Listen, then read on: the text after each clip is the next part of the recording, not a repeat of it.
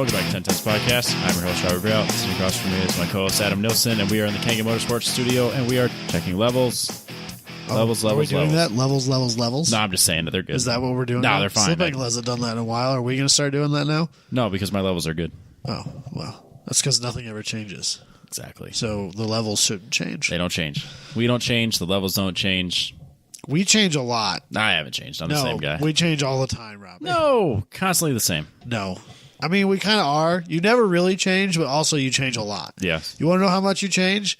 No. Record a podcast for 6 or 7 years in a row and then have someone go back and listen to it. Remember when you said this? No, and I now don't. you say that? Yeah. Well, if you'd have done the same thing, you'd be doing that too. Yeah. Try having everything recorded. It's great. Yeah. Eamon hasn't done that in a while. Bob, my old coworker, Yep. did that shit to me last week.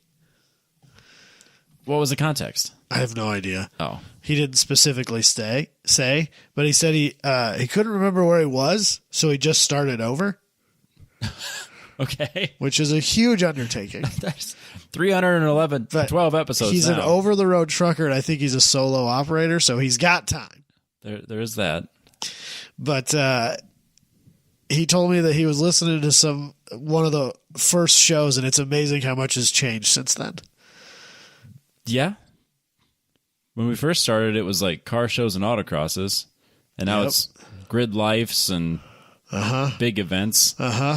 Actually driving on track for me, which is still crazy. Well, how much has changed And in that respect. when we very first started, I didn't have a kid. Yes, Now I have two. I have a house. You were kind of single? Not when we first started. That like Oh, no, because you were with She- the last girlfriend she- when we first started. yeah, because I don't care what you talk about it. Yeah, well, I mean, whatever. we have before. Yeah, because like the podcast started and then like we broke up like the next week or whatever. Yeah, it wasn't very long. Yeah, it was like maybe 2 weeks. Yeah, it was, yeah. That relationship had ran its course, Yeah. and the podcast came in and saved the day. Well, that's fair. But then now you're married. Yep. I've got two kids. To someone else. Right, yeah. That relationship was over, and now we're married. Yeah.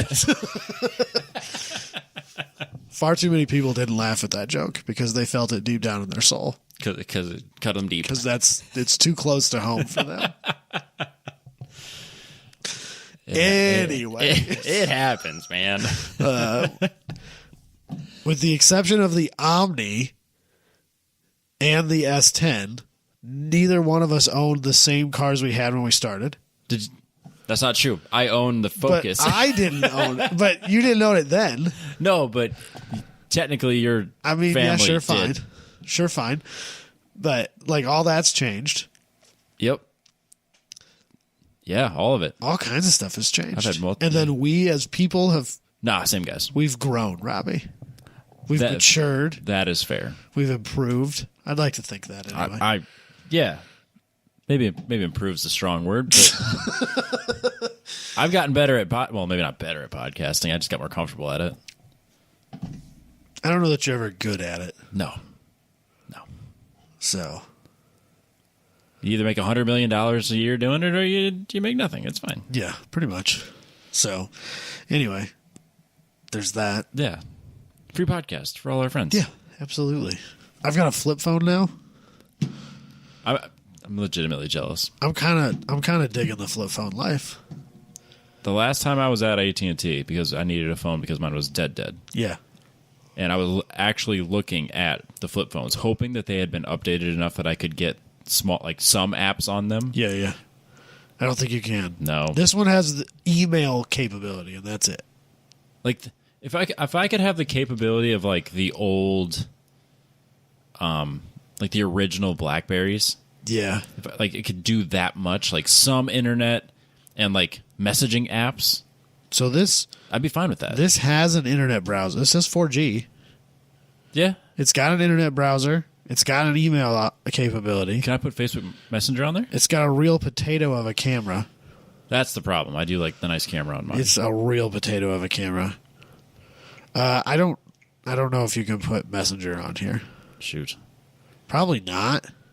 I'd be okay with having a less accessible phone, honestly. Like if it could just do like, I mean, Instagram and Facebook are like the only things I have on it And besides sometimes messaging apps. I kind of I can't bring myself to delete them, but there's a lot of times where I catch myself like, man, I really don't need to spend this much time on these apps. There's definitely that. Well, the weird I thing like is, quit putting games on my phone. I was never into games, and I can't read books Yeah. on a tablet or a phone. So I think that's kind of what's really helping on my screen time, because if I could read books on it, then I'd be doing that too. But Right. But yeah, have to have a paper copy. So I quit putting games on my phone. your battery life has shown to balance or back that up. Yes. No, my battery life is because it's plugged into my truck all the time when I'm driving places, and I drive a fuckload.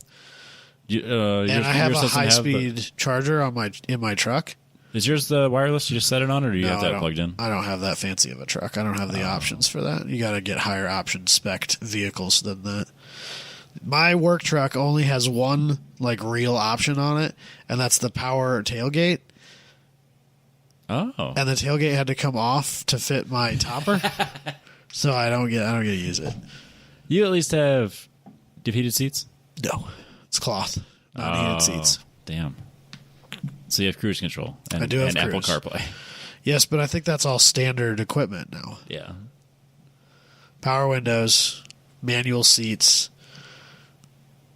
I don't have like automatic climate control. It's just knobs. That's okay though. I don't hate it. No, but, that's fine. But like that's how base model my truck is. Okay. I've been making the Focus nicer. Yeah. Yeah. How was your heated seat that I bought you? It's legitimately nice. Is it? Yes. Does it work really well? We'll do this pass fail. Okay. It was a real cheap eBay purchase. So yeah. For what it is, it works great. okay. Would I say that it's the best heated seat I've ever had? Oh gosh, no! Absolutely I wouldn't expect that. Is it butt and back or? Yes. Yeah. But I can't really feel it through like a coat. Oh, okay. So it like a proper heated Robbie, seat. you don't have to drive in a coat. You walked into the house in a t-shirt tonight. That's because I changed into this T-shirt. I was wearing a sweatshirt before I got out of, but I changed into this T-shirt and then walked in the house. Okay. But the butt part of the heated seat does function well, and I can feel it through my pants. Well, there you go. So it's nice on the way to work. Yeah.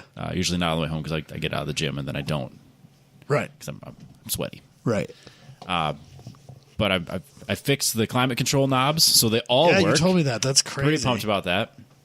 That was a whole ordeal, I thought, but it turned out to be easier than we thought it did, apparently. I thought the blend door knob or the controller was part of like the actual vent. Yeah. And it wasn't. It was actually just a piece that you could screw in. And so after getting my head under the dash and looking deeper into it, and you're like, oh, this comes out. That's only $30. Okay, I'll get that. Well, then, if memory serves me correctly, it was possible that it could fail on either end of the linkage. It failed on both for me. So the cable that control from the knob to the controller, yeah, that was broken. Uh-huh. And where the knob met with the controller inside the blend door, that was broken. So I replaced both. Okay. Now it works. So that all the blend doors on that particular car are cable driven? Yes. They didn't do the dumb thing that GM liked to do where they were vacuum driven? Yeah, that'd be even worse. GM did that a lot. Yep. My S10 was all that. And when it got into boost, since the vehicle was not designed to have boost, it would just open all of the doors everywhere and just blow air all the places.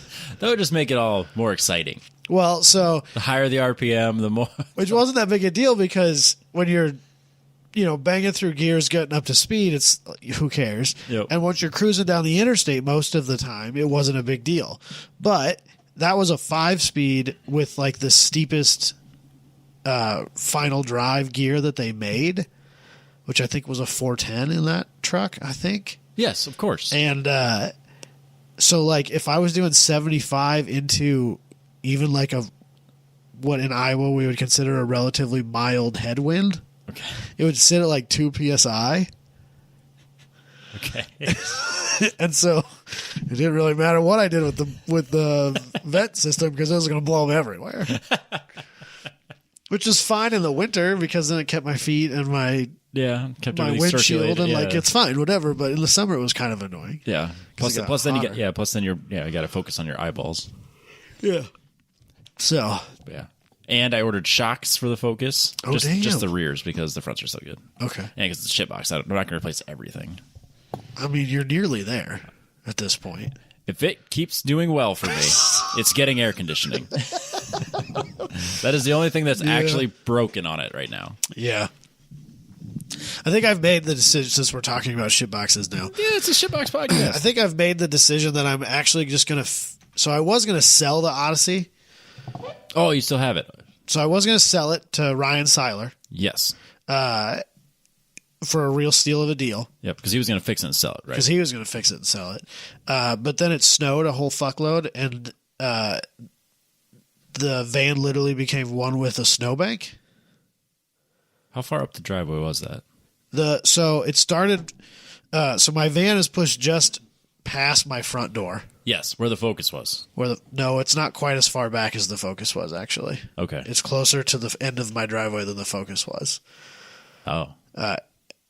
But so it's like literally just 2 or 3 foot past my step, Yep. my front step.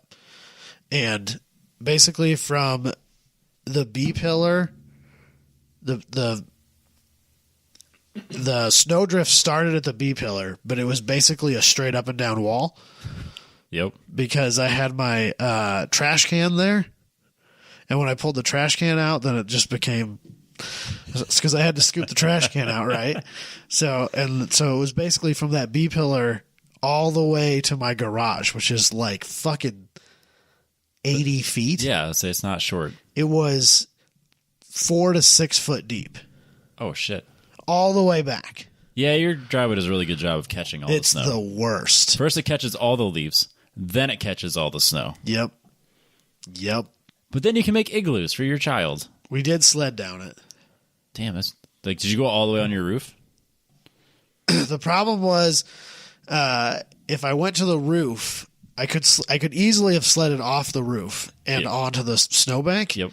But then I either needed to make a hard 90 and head towards the garage, or I was going to be sledding right into the side of my neighbor's camper, because my neighbor's camper is parked parallel to my driveway. Yep. And it's right behind the van. Oh, And I didn't want to sled off the roof onto the van, probably a good idea. because there was a straight drop off on the other side, and that would really hurt.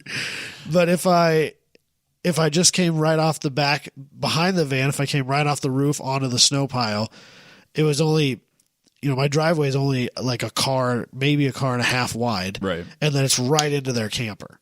I forgot about their camper. And so I would have had to like make a 90-degree turn, and that wasn't going to work very well. So basically we started right where the third brake light of the van was, and just pushed off the roof of the van, and we slid down towards the garage. And by the time I got to the garage, the snowbank was only maybe like a foot or two deep. Okay. Well, that's fun. Yeah. Sliding down the cars is always fun. Yeah. So, but now the snow's all gone. Yep. Well, until tonight. Okay, that's fair. Yeah, now there's 2 inches of snow on my fucking driveway because... Don't worry, it'll blow into 2 feet of snow here in a I minute. don't think it will blow because it's so heavy. It's mostly water. Like, it's mostly that's snow. Well, there is that, but it's a very wet and heavy snow. Yep. But anyway, because it got snowed in, Ryan wasn't really able to get it out of my driveway, and now winter is over and it's still in my driveway. So And- does that mean he Because has plans really- to come get it? No, I haven't talked to him about this at all. Okay. But originally the reason I was selling it to Ryan was because it had already gotten cold, and I don't have any place to fix it inside, and I didn't want it in my driveway all winter. But now that ship has sailed. Right. So now I think I might just fix it myself. Yeah. And then, because you can buy a control arm with a lower ball joint already installed for like $80. Yeah. And then the only other thing I definitely need is a wheel, Yep. and then maybe a few other incidentals. Yeah, I think it'd be fine. And then I will either make the decision, will I keep it and sell the Blazer, Ooh. because it gets a solid 10 to 12 miles to the gallon more than the Blazer. Yeah, at least. So I could use that to go to races and sleep in the van. Not a bad idea. Yeah. Not a bad So idea at all. I might keep the Odyssey and sell the Blazer. Okay. I've been thinking about this. My dad suggested this when it broke, Yep. and I instantly shut him down on it. And then you thought about But it for the a more while. I've thought about it, the more I'm starting to think that maybe that's not such a bad idea. It's really not a bad idea at all. That's not the stow and go seating, right? It's just you just take them out. The back seat, the third row, will fold flat. The middle row, I don't think is removable or will fold flat. But you can slide it forward, and I'm not that big a guy. No, you could easily fit like a twin mattress. I think I back can there. fit a twin in there, no problem. Yeah. I mean, if you try it hard enough, those seats will come out. Yeah, fine, but they're not. I don't think they're not quick cool. removable. Yeah. I don't think. Or Yeah. maybe they are. I don't know because I never tried because they always had kid seats in them. Right.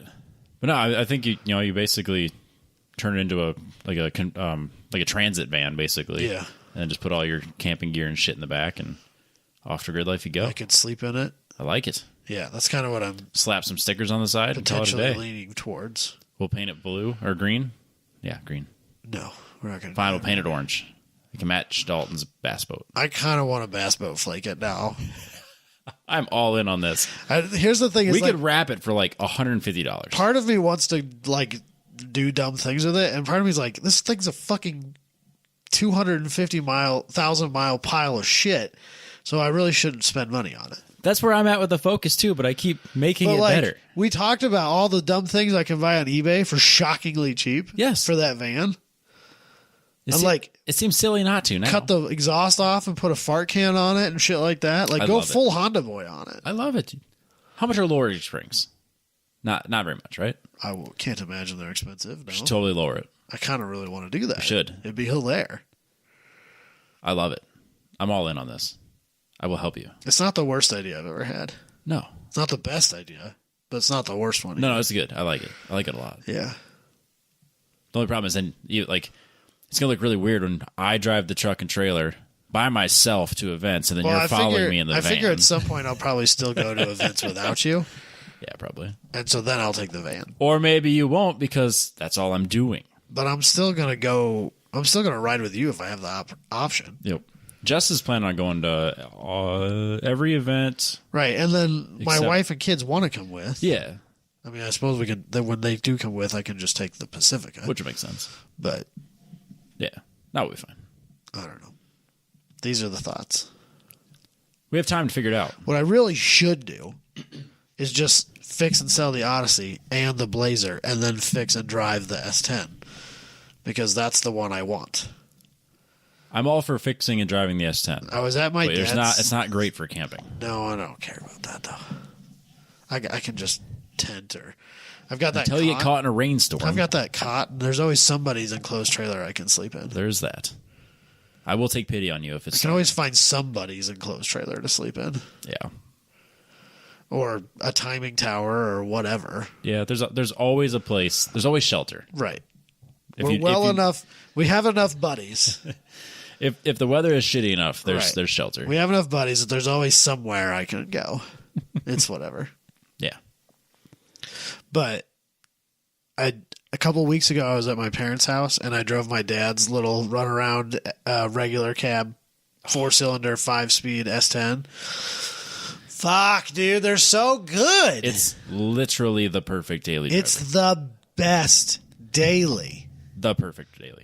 I forgot how much I love driving that dumb truck. It just puts a smile. Katie and I took it from my parents' house to Dollar General and back, and like we were halfway back, and she looks at me, she goes, Why are you so happy? "You're so fucking weird." And I was like, "Why?" And she's like, "You're just so happy driving this thing." I was like, "Yes, because it's amazing." She's, I don't get it. Like, no, you don't. She'd have that same reaction of me driving the Focus. Obviously, totally different mentality because I'm driving it because I'm having a great time because it's so terrible. Right. Well, I mean, the But I've made it S10's less. not But particularly great. But the S10 is the perfect daily. It's the best. So yeah, I would be super pumped. I know. I've already told Jess that when the Focus is like done, when I Yeah. when I refuse to put another dollar into it, Right. and I can't drive it, it's for sure turning into a small pickup somehow. Not the Focus itself, but right, but it's being replaced. Either like a S10 Ranger, maybe a Colorado, because some of the early ones are getting down in there to where they're maybe a Tacoma, reasonable. maybe a Frontier. Yeah, Tacoma prices are outrageous, though. Outrageous. Fucking stupid. Like, I would want like an 05. Yeah, no. They're still like $15,000. Yeah, that's dumb. It's real dumb. I'm not buying that. Are you crazy? It's crazy talk. This is shitbox talk.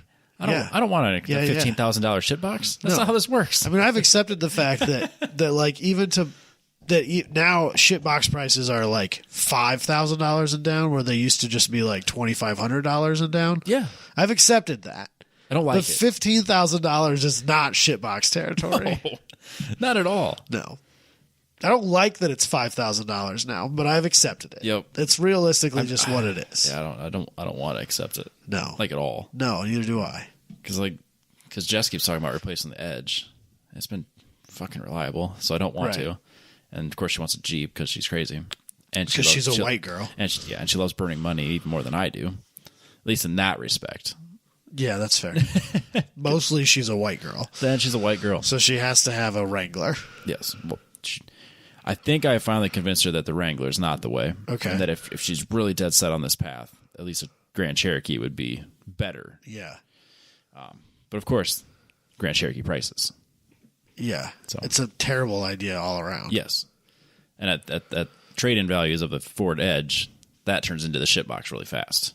Yeah. So Yeah. So it's a fucked up conundrum that I'm in. Yeah. Luckily, we're not actually shopping for cars right now. Yeah. Because now is not the time to buy unless you have to. The Edge has been almost annoyingly reliable, to my knowledge. Yeah. You've done very little on it. mechanically, great. Yeah, you've done very little on it. Yep. Mechanically. Just maintenance besides like And even like what you got in that fender bender. even what you would consider regular maintenance, you don't have to do that often on that. No. Like it doesn't seem to be burning through wheel bearings and stuff like that all that much. No. You just do fluids and on it and that, you know. I did shocks and struts all around. But I mean, Yeah. I But it assume had it's- 130,000 miles, Yeah, so. I mean that's to be expected. Yeah. But like, it's kind of hard to get rid because it doesn't cost you anything. Exactly. It's paid off, I assume. Until it lets me down, I really Yeah, can't get rid of it. I know. I get it. So So, are we good with the shitbox talk? I don't know. I feel like I had no intention of shitbox talk, and then now that's what we do here, Robbie. All right, we'll catch everybody next week. Yeah, fuck it. That was a whole show right I there. could talk about shit boxes for hours on end. Are you kidding me? I'm good with that. That's I'm still mad that Dalton cut the roof off of a perfectly good diesel cruise, because that is peak daily driver shit box. That's not a truck. yeah. That's a good car. I could round trip that thing would barely be more than a gallon of gas for me for my 45-mile commute. Yep. Round trip that would barely cost me more than a gallon of gas. Yeah. So Dalton right now is doing Chop Top Challenge. Yeah. In a diesel cruise, Which I didn't which realize. we will talk about next week. I didn't realize at the time, but that's his first one that he bought brand new.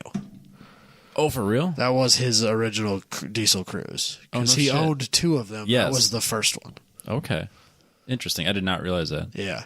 So Yeah, this, I'm excited to hear all about his Chop Top Challenge. yeah. So this weekend I went up to the great town of Sheldon. The week after the party. Just to see the aftermath Yeah, after pretty the much. Yeah. And Dad and I, my dad has a buddy who owns a restoration shop in Sheldon. Yep. That does surprisingly well for being middle of nowhere. Yeah, small Iowa. town. Yeah. He's always got cars, and I think there's a decent waiting list. And he's Where's this at? It's so where we went to Pizza Ranch Yep. on the east end of town there. Yep. It's just a little farther up that dead end business Oh. cul-de-sac. In that newer business Newish, area. yeah, it's been there for decades now. like almost 15 years, Robbie.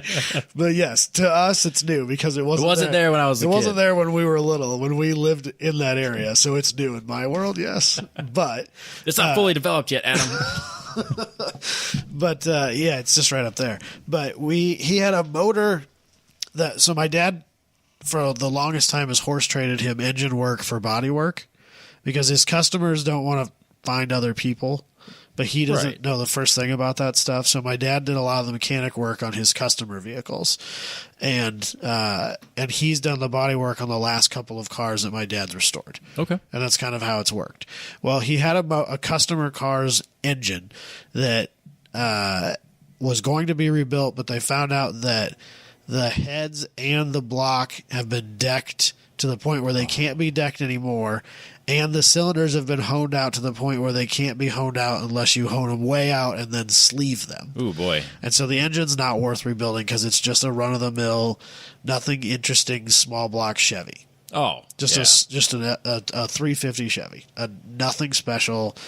So it's not like it's not like a numbers matching. Well, I I think it might be the numbers matching engine, but the guy isn't restoring the car. He's resto modding the car, if you will. Oh, well, and so there's really no point in trying to keep its original motor. But the It's guy clearly wants been to worked keep on the before. motor. Yeah. So my dad brought it back, and Yep. while we were in Sheldon, we went and visited Dalton, Okay. who was mid paint prep, if you will, for the Chop Top Okay. diesel Yep. cruise. Taking a perfectly good diesel cruise with a perfectly perfectly good- decent paint job. Yeah. Okay. Yeah, so I think when I say paint prep, I just mean they scuffed it. I don't think they scuffed it. They took like a DA and just Yeah. sanded the fuck out of it. Yeah. Okay. Just want to make Yeah, sure. yeah. I want to make sure my definition of scuff and your definition Well, it of wasn't scuff. like, I mean, he didn't like hit it with an SOS pad. No, but they sanded the piss out of it. Yeah. Scratched the ever living hell out of it. Yeah, and then they laid paint over the top of that. Yeah. And just the world's largest flake. But my dad, like, I think he's come around on Dalton. Yeah. I think his shenanigans have gotten to the point where I think he actually enjoys Dalton He's at some level. he's not annoyed anymore, and now he just laughs Just at because he's always good for a laugh. it. And he And is. so my dad was like, "Yeah, let's go visit Dalton." And so, and so we stopped at the garage, and we checked some stuff out. And he's got that big scissor lift. Was that in there during the party? Yeah, but it was way over on the Right. far side. So Yeah, like it was yeah. like tucked away. Well, he had it out in the middle, so I hopped in there with my kid, and we went up and down it. My kid was less than impressed, and it probably wasn't the safest thing I've ever done. Oh, it's not unsafe. Well, They have guardrails and stuff. apparently it does not. Like if Ryan and Dalton both tried to go up in it at the same time, it would not go. Oh, It's too wore out. wow.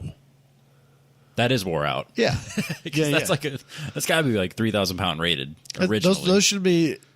Those are average construction worker builds. Yeah. It should be able to lift two of them Two relatively. men, easy. Yeah, yeah.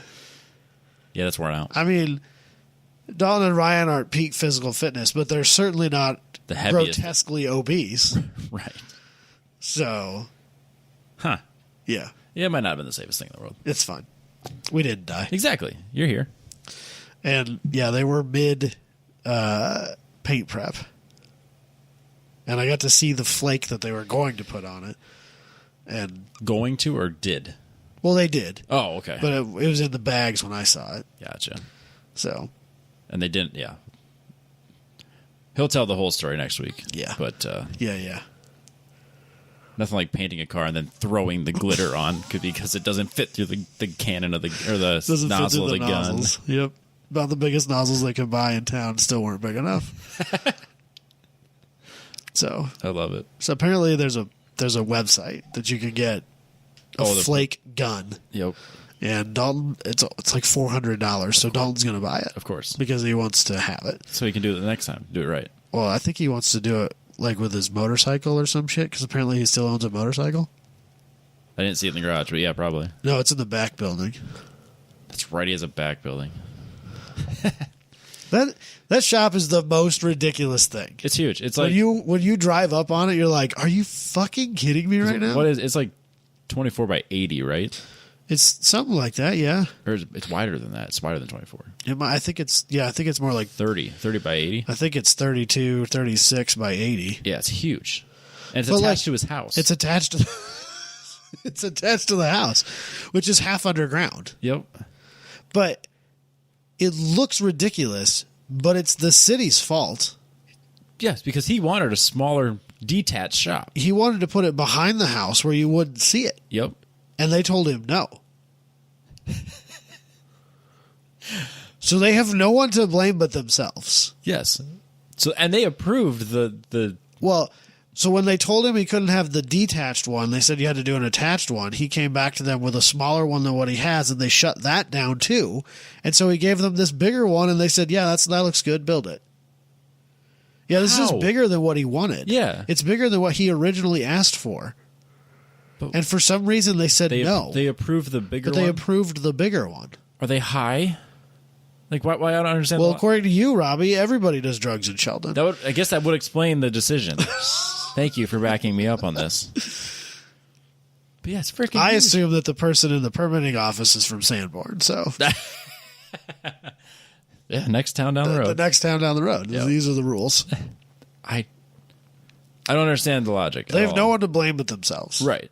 So It's so weird. it's hilarious looking, though. It makes the house look small. Did he have the pallet sidewalk when you were there? To get in the walk-in door on the side, Yep. he had a bunch of pallets laying on the ground, and you would walk from because the driveway had been all tore up because they had to replace a phase of his electrical. Oh, then yeah, that was there. And so it was just a bunch of pallets lined up to like get you across the mud field that the power company had left so that you could get into the garage. Yep. Yeah. Classic Dalton. It'll be that way for at least 6 months. Yeah. He'll wait until it's just about ready to snow again next fall, and that's when we put in cement. Yeah. He desperately needs cement. Oh, yeah. It's going to be a bunch of money to do that. Well, the best part is, too, like, it's going to be a fuckload of cement. Well, yeah, and he's talked too much shit on you. He has to do it himself. Yeah. I mean, he will, either way. But he's talked way too much shit on your patio. Yeah, I paid to have someone put in my patio, and Yeah. it was worth every fucking penny. I agree wholeheartedly. They were done in a day. But he has talked way too much shit about that. He cannot... He's not allowed especially to a pour driveway. Like, any amount of concrete without doing it himself. Nope. Which I know he will, but he ran his mouth hard about he that. better not complain once. Nope. All his choice. Yeah. So... I hate my gravel driveway so much that I want to put a cement driveway in. Our driveways are radically different, but that was one requirement I had when we were looking at houses, was that it needed to be a paved driveway, because I knew that trying to scoop a gravel driveway in town was not going to work. No. Well, then, yeah. But if... You'd be surprised, though, Robbie. If the 3 miles of road to get here wasn't basically one step above a level B... Yeah.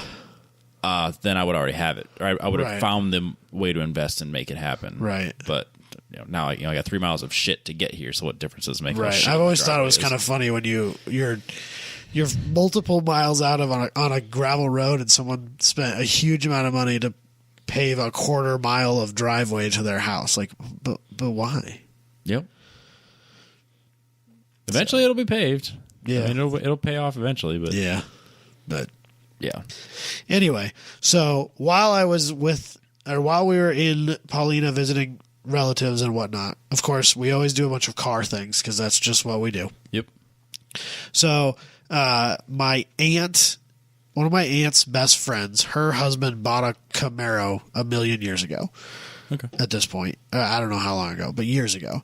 And he has decided that he's never going to do anything with it, and he wants to sell it.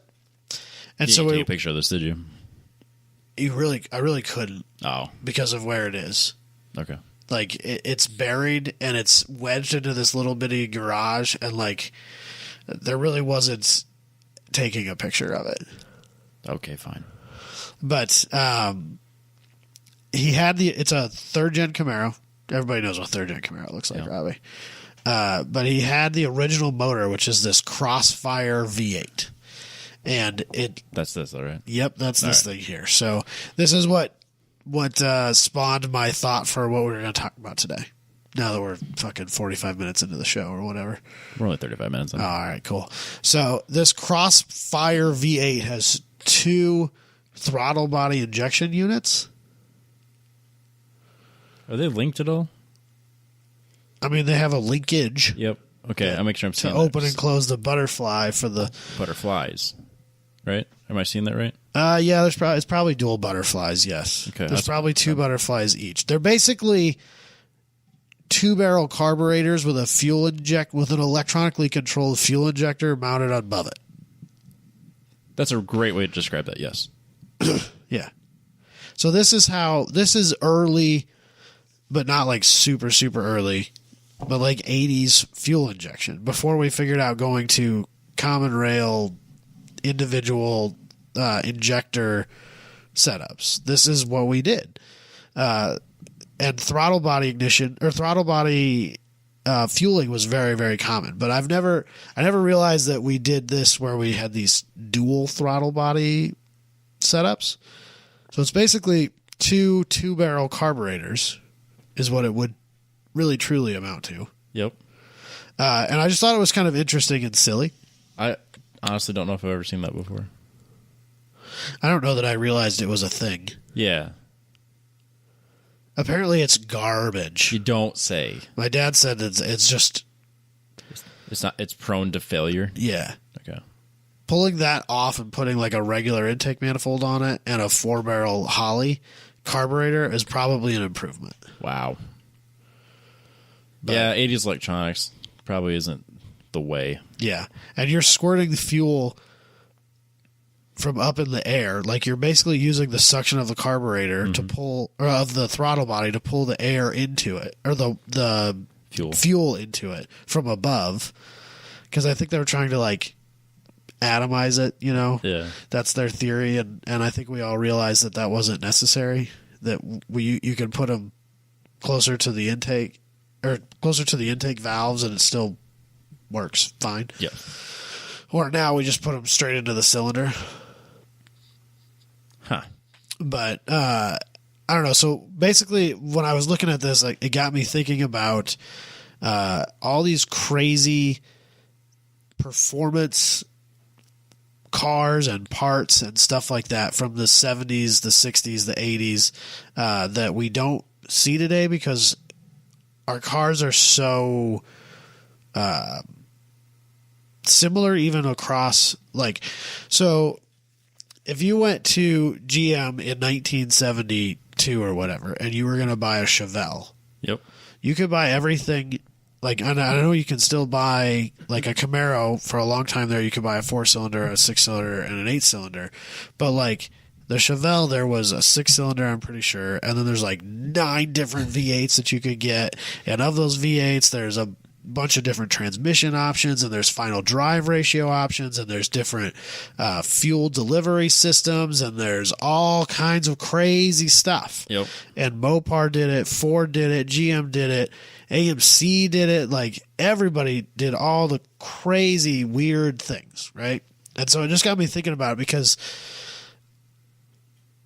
I kind of feel sad that we don't get to see those things in modern cars. Yeah, like not one. Right. Because like you can go to the Chevy dealership and you can spec out your C8. Right. But you're choosing between like 3 things. Right. And Really? they all have the same engines. Yep. And like even in the Camaro platform where I think There's a couple options. like, but you know, I know we could get the 4-cylinder, the 6-cylinder, the 8-cylinder, and for a while there that you could get a few of those with the 1LE package. And then I guess there was like a supercharged 8-cylinder too, and you could get that with or without a 1LE package. And so like there is some options, but it's not as wild and crazy and varying. yeah, and back then when you were ordering a car like that, the manufacturer assumed you knew shit about fuck. Now, Right. And I also they think assume you don't know anything. I also think that it was a lot more common to order a car. Yeah. Nowadays, I think overwhelmingly the buyer does not order the car. No. You go to a dealership, you might tell them, I want these certain things. And instead of ordering one, they'll look out to other dealerships and they'll find a dealership that has it sitting on the lot and they'll bring it in. Yes. But largely because of technology differences, that wasn't even an option. So you just had to order whatever you wanted. And then you ended up with, and they would allow some level of a la carte stuff. Mm-hmm. And so you ended up with these crazy, interesting cars. Absolutely. That were weird and wild and wonderful. And then also the wins on Sunday, sells on Monday thing was much more alive and kicking back then, not only on circle track, but also drag racing. Through the 60s and into the 70s, a lot of manufacturers had these pretty insane drag package cars because people, I mean, there were classes that were nationally competitive and had famous drivers that were driving stock cars. And you could go to a drag strip and a national event, a national NHRA event, and you could watch somebody run a Cuda and a Chevelle down the racetrack, and you could go, God damn, that's awesome. And on Monday, you could go and buy that car. Yep. And that sort of thing doesn't exist anymore. Like, you can still buy drag pack packages, but they're not as readily available. No. And really, what brand do you think of when you say drag pack? It's Dodge. It's Dodge. Yeah. And that's where it stops. Because, so, Ford still makes a Cobra Jet, which is a drag-specific car, and GM still makes what I think they call the Copo, even though Copo was a different thing then than it is now. But those cars are drag packs, but they're built for specific classes, and I think that with the Camaro at least, it's a lottery system for the opportunity to purchase it. Of course it is. So you can't go to a drag strip and be like, fuck, dude, that was awesome. I want one of those, and walk into a dealership the next day and buy it. Right. That's not an option. Plus you're waiting a year. And when you get it, they're not street legal. Oh, great. They're drag cars, whereas these were street legal cars.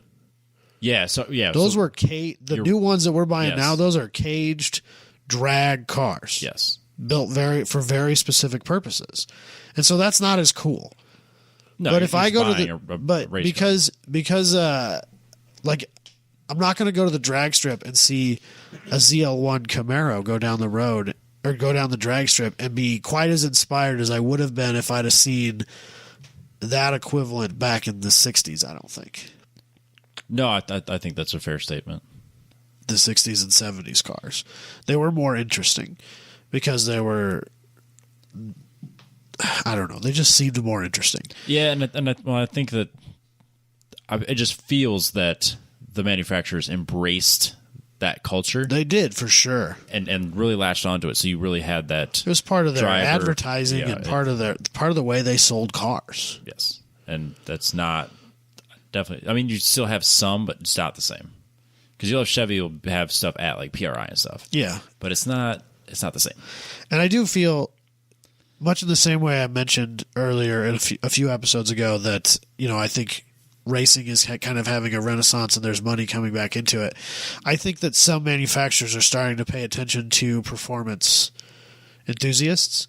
I saw an article this week about how manual transmission sales have gone up for the first time in like decades. Yeah, like since like the 90s. Yeah. But they're actually creeping up.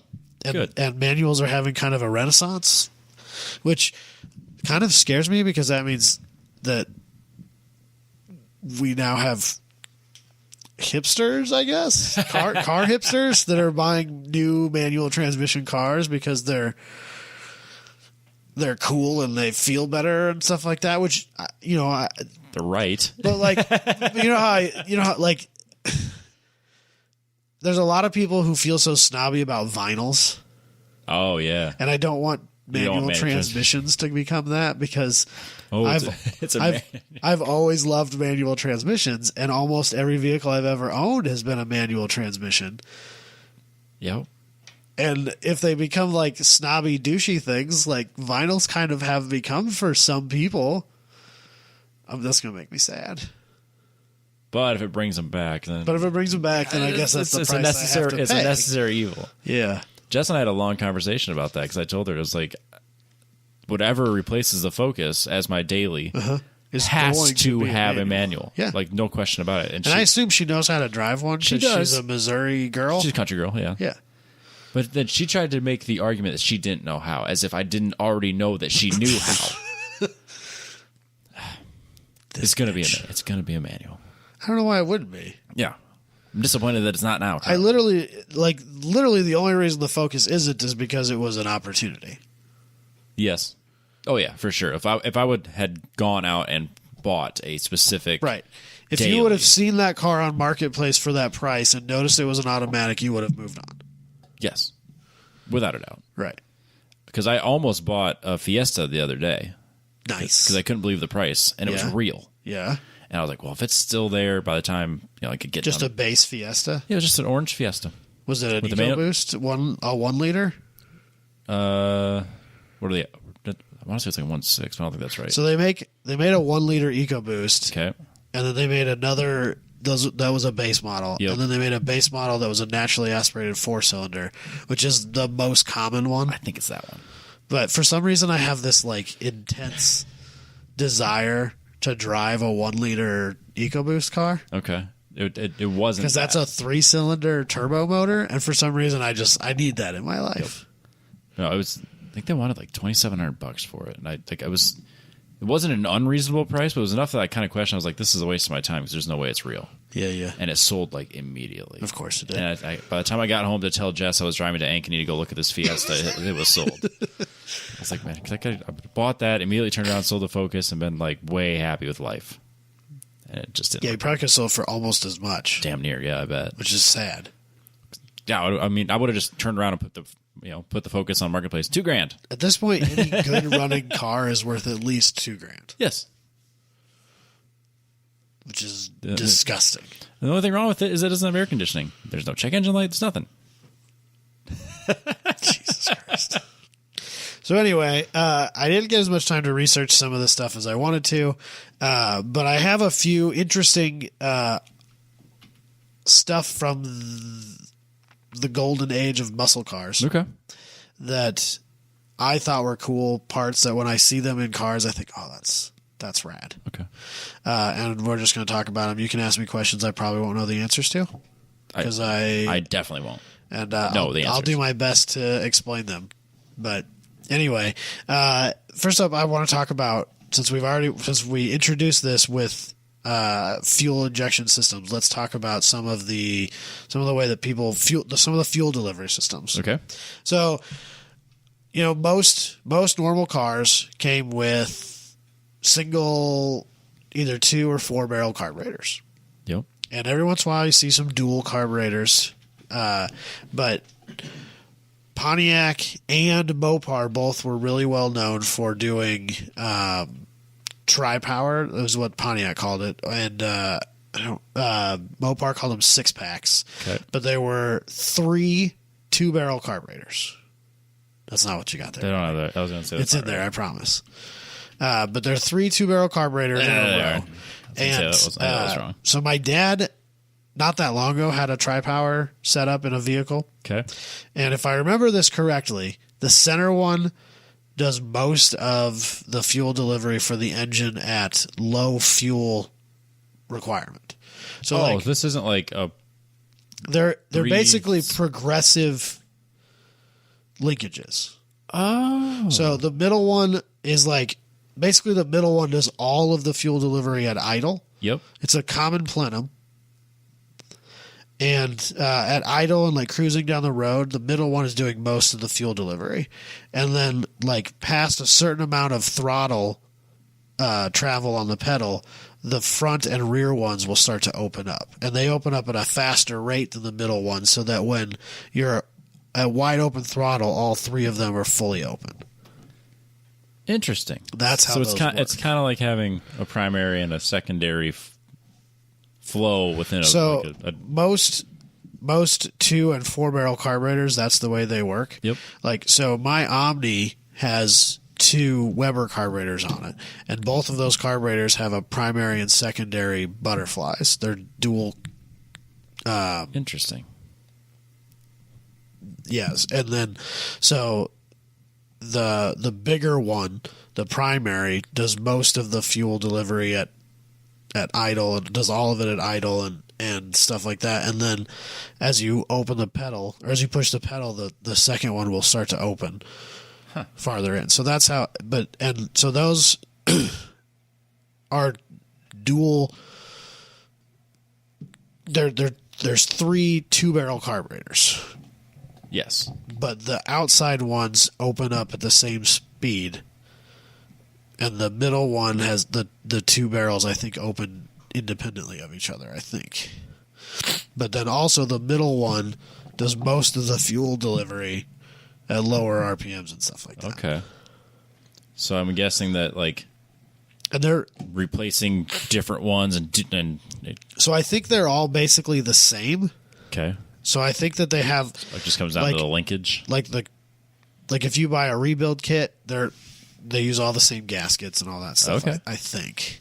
Or maybe the middle one is different and the outside 2 are the same. Yeah, I could see that. At most, that's the only thing different about them. Right. But, yeah, Pontiac did this a lot with the tri-power cars.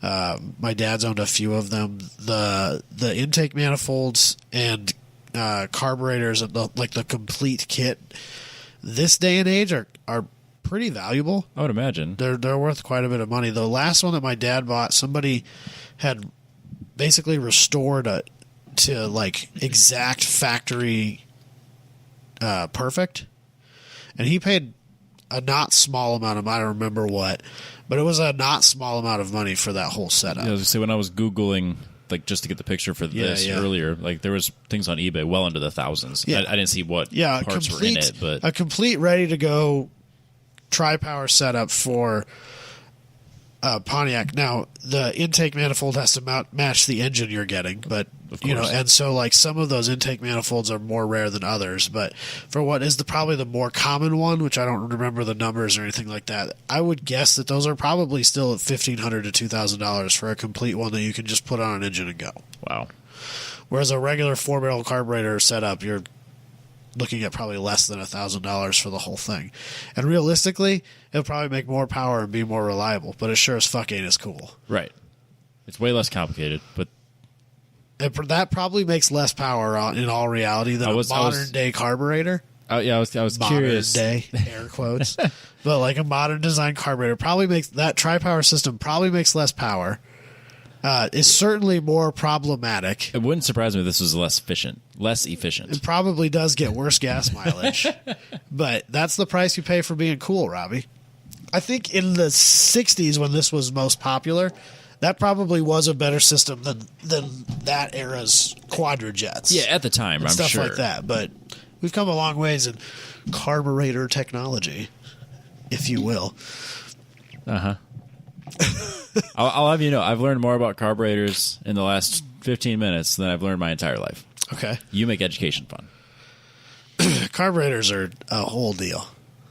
They refuse to teach us carburetors in automotive school. For obvious reasons.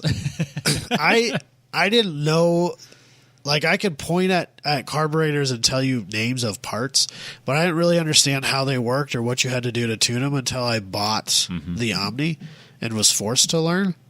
But honestly, the dual Weber setup that's on my Omni is the most reliable individual component of that car I've had. Literally, once I got it set, I've never had to set it and forget it. I've never had to mess with it.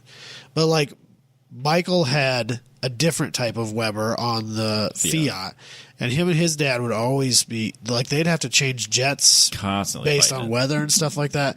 Mine just ran. Yep. But we have different. He had DCOEs, which were side draft, basically independent throttle bodies, whereas mine is like two barrel carburetors that are sitting on a common plenum. Yep. And so mine's a totally different style of carburetor, but mine just worked. I do remember that. Oh. And honestly, my dad's owned at least one or two cars that are carbureted my entire life, and he knows what he's doing with them, and he doesn't. Yeah, it was an art. I mean, but that was back when car guys I mean, there were people that bought those type of cars were car guys. You know, they were constantly working on it. They understood what they were doing. Yeah. Whereas, you know, again, that's definitely changed now. But also, you have to have a laptop to do anything now. So you make more power, and it's a lot more efficient with modern day fuel injection. Don't get me wrong. For sure. If you just want something running, and you need to keep it cheap, and you can just slap dick a carburetor on and go for it. I say your dad proved that. He just took it out of the box, threw it on, and he ran it. So frustrating. You were trying to tell him that he had to do something to it, and he said, "No, I don't," and just he has no idea what air fuel ratio that motor runs. Nothing.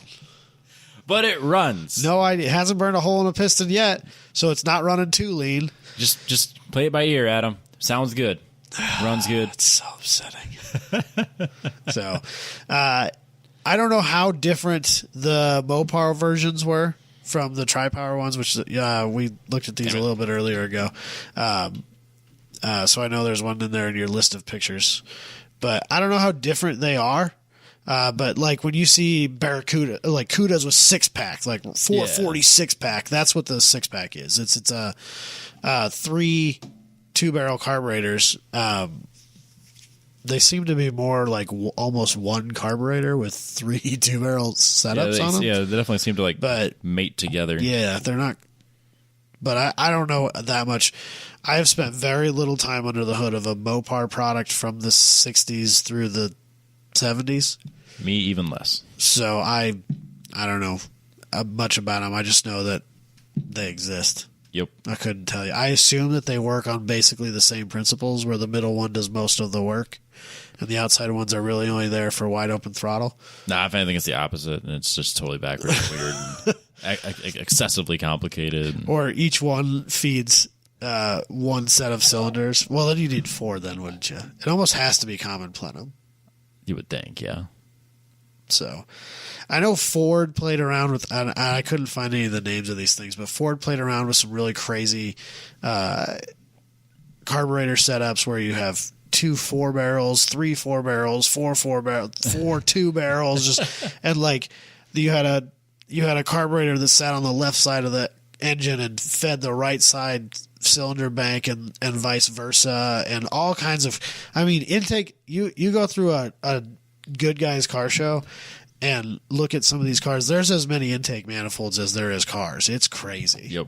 The different kinds of fuel delivery systems that we tried and just doing for the most part failed. Yeah, doing everything they possibly could to try to get that last little bit that the competitor wasn't getting. And even sometimes I'm convinced that some of these were purely cool points. Probably. That they weren't really truly performance advantages, but just purely cool points. Because you go to a drag strip now where carburetors still are quite common in bracket racing, everyday grassroots drag racing. They're all 4-barrel, carburetors. They're all what you think of when you picture carburetor in your head. They're not out there running 9 different carburetors and all kinds of crazy ass shit. They're just running basic systems. Right. And there's a reason for it, but they aren't as cool. No. So, well, it's like E-Man with the ITBs and his Datsun. Yeah, much cooler. It's worth it. Oh yeah, even if it's a pain. And he bought the ITBs for the 350Z. Oh, that's right, he did, didn't he? And they're just sitting. Robbie, no fucking way. I'm not doing that. Robbie, it's not worth it. It is worth it. No, it's not. It's a GLTC car. It's totes worth it. No, it's not. That's what you do in GLTC. You make bad decisions for performance parts you can't use. You put LS7s in BMWs and then you choke them down to 220 horsepower, Robbie. I think his was 240, but yeah, you do that. I was so funny. Yeah, so Colton Wade did that with his BMW, and he said when he went to the E46 M3. Yep, and he said when he brought it to the tuner, you wouldn't. I guess you would believe the face of the tuner. Yeah. Oh yeah, no doubt in my mind. We're gonna do what today? You want to do what? This is of what kind of engine? A brand new LS7. Out of control. Yep, excited to see him back on track. Yeah. His was definitely one of my favorite liveries last year. Yep, I think his will be exciting this year too. Adam Ulrich's car is my favorite so far this year. That's a fair the assessment. Gold and white C5 Corvette. Corvette. Oh, yep, that'll be on the so good looking. Yeah, he'll be at Super Lab or at Coda this weekend. Yep. So you'll have already missed it. Yep. If you're listening to this. Also, if you're listening to this and you looked for me there, I'm sorry I didn't make it. I wasn't going to go, so I'm not sorry. What's the next thing we're going to ramble on about endlessly, Robbie? Hit me with something. We'll talk about it. I don't know. You told me to bring these things. Hit me with one of them. We'll talk about This is a transmission with buttons. All right. So this is actually early 80s. Buick. I can tell based on the amount that's of burgundy. Buick ran a bunch of crazy things through their cars. One of the things they did was they paired up with Hearst, and they did what they call lightning rods. And this is kind of like a street-driven Lenco system. Yeah. And you know my love for Lencos. And rightfully so. So basically there are 3 shifters in the center console of this car. One of them has your basic park, reverse, neutral, overdrive, drive settings. Yep. And then there's 2 to the left of it, to the right of it, that almost, if this was like a Jeep, you'd think that they were like the 4-wheel drive and the high-low. Yep. But they're just sitting there off to the right. And that's first and second gear if you put it all the way into drive. So if I'm getting in this car and I'm about to drive I forward, think if you put it in overdrive, it will just drive down the road like a regular automatic transmission. okay. So then I go all the way down. All the way down to drive. And then I have to pull my number 1. Yes, I think so. And then you grab number 2. So then I would have number 1 and number 2 pulled back. I don't know exactly how it works. And then does it go to 3 automatically? I think you might have to push the last lever into overdrive to go to 3rd. Okay. And I'm guessing overdrive is 4 total. Yeah, maybe. Can't imagine it stops at 3, right? 3 speeds were not uncommon In the 80s? In those days. Doesn't seem like enough. But then This again, was I feel like we have too many now. This was a drag racing package. I mean, Yeah. What car did this come in? like Buicks, Like Regals? G bodies. Oh, okay. So yeah. Oldsmobile did a bunch of stuff with Hearst and their crazy shifters. But this is always the one that stuck out to me because it's basically a street legal or like a street driven Lenco. Yeah. I would like to drive that. Lenco does make a street transmission because the problem with the drag racing version of it is that in order to get it to downshift, apparently it has to come to a stop. My understanding of this now is that you have to come to a stop. Which Which guess is crazy makes sense, because it's a, the Cletus McFarlane YouTube channel, they just built a car with a Lenco in it, a Fox body, Yep. and they took it on a drag and drive. They took it on Sick Week, which is a drag and drive event. Can you imagine? How annoying that would be. How much planning in advance you have to do. And then I don't know that they even have a reverse. Probably not. No, they have to have a reverse because you do a burnout. A lot of times you'll and then back up. So they got to have a reverse. But still, if you have to come to a complete stop to downshift, how obnoxious. Yeah. I need to know now. But Lenco does make a street legal or like a streetable version. Okay. A friend of my dad's used to have one in a car. And I mean, it had all the levers in it, but you could shift them up and down as needed. Interesting. Which I think would make a great road course. All right, dumb question for the noob on this side of the table. Do I have to clutch when I'm doing that? Lencos don't have clutches. No clutches. Okay, I didn't think so. No. So you're just bashing gears as you They're just downshift. planetary Fuck yeah. gears. So there's actually in here somewhere there's pictures of Lencos because one of the motors I wanted to talk about, my dad is a buddy who has one bolted to a Lenco. So, but they basically just stack onto each other. Yep. And I think they're just planetary drives for each gear, basically. Yeah, I mean that's like because that looks like about the size of It's a totally different than like a regular automatic transmission. Yeah, it's got to basically look on the inside like what the sequential looks like. Yeah, basically. It's just driven differently. You just can't downshift it apparently. And I suppose if you do, you have to. There's a specific order. Yeah. I don't think it can be moving. And you definitely can't skip gears. Right. Skipping gears is not an option. No. So, the coolest, Robbie. I would enjoy trying to drive one of those. Oh, so much. Real cool. I would love the opportunity to drive one on the street. A street version. Yeah. I don't think I want to drive a race version on the street. That just sounds obnoxious. It would be not great. It might be funny once, but I don't think it's something I would want to do on a regular basis. So, No. but yeah, Hurst lightning rods. Interesting. Super cool. Similar in a similar vein to that, we've talked about this a couple times, and I still don't truly understand how it works. But they did that C5 Doug Nash transmission, which is apparently kind of manual and also kind of automatic. Yep. That Michael was so obsessed with. Yep. Yeah, that was a thing. Yeah, it sounds similar to this. Yeah, I think it was a very similar concept. It had a manual option, and then you could put it in a gear, and it would shift automatically into overdrive and stuff like that. I don't really know how it works. No idea. Magic and witchcraft. Yeah. Well, I mean, that's generally what transmission, especially automatic transmissions, are. Yeah, they make no sense. No. If you've ever pulled one apart or seen one pulled apart, it makes no sense. No, they're crazy. None whatsoever. Yeah. And I can't imagine that like sequentials and stuff like that are any more simple. No, sequentials are a lot simpler. Are they? Yes. Oh, okay. Remarkably, compared to an automatic transmission, like from a concept standpoint, Yeah. you're like, yeah, that makes sense. It's got gears and shit.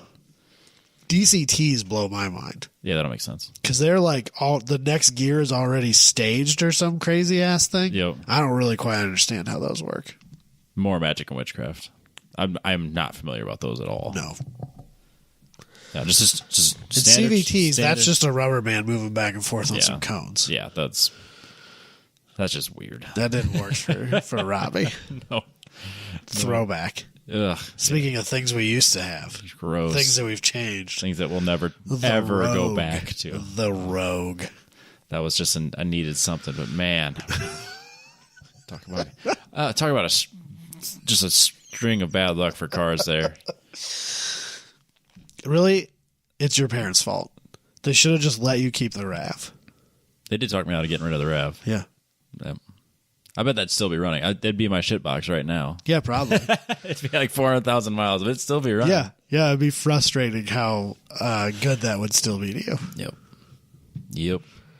So, what are you going to hit us with? That's another car that if it showed up like in a decent price range, a 2-door RAV4 manual transmission, that Focus would be for sale so fucking fast. That's like on a very short list of crossover SUV type vehicles that I would even own. Yes. There was one cruising around West Des Moines. It was like hunter green. Yeah. And some high school They're all hunter green. Some high school kid was driving it, and I wanted to just like pull up This next to him and bitch. go, "Hey, when you sell that thing, here's my number." When you crash it. Yeah, that's the problem too. It's like he doesn't even realize what he has. Right? Right? His parents probably gave it to him, and now he's just like He probably hates it. hates it. But My parents couldn't even buy me a new car. Ugh, this thing's like from like 2003.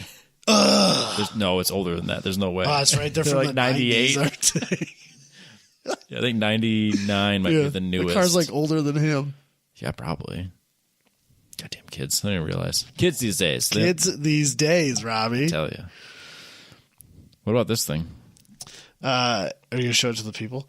No, So- I don't want to. Ford.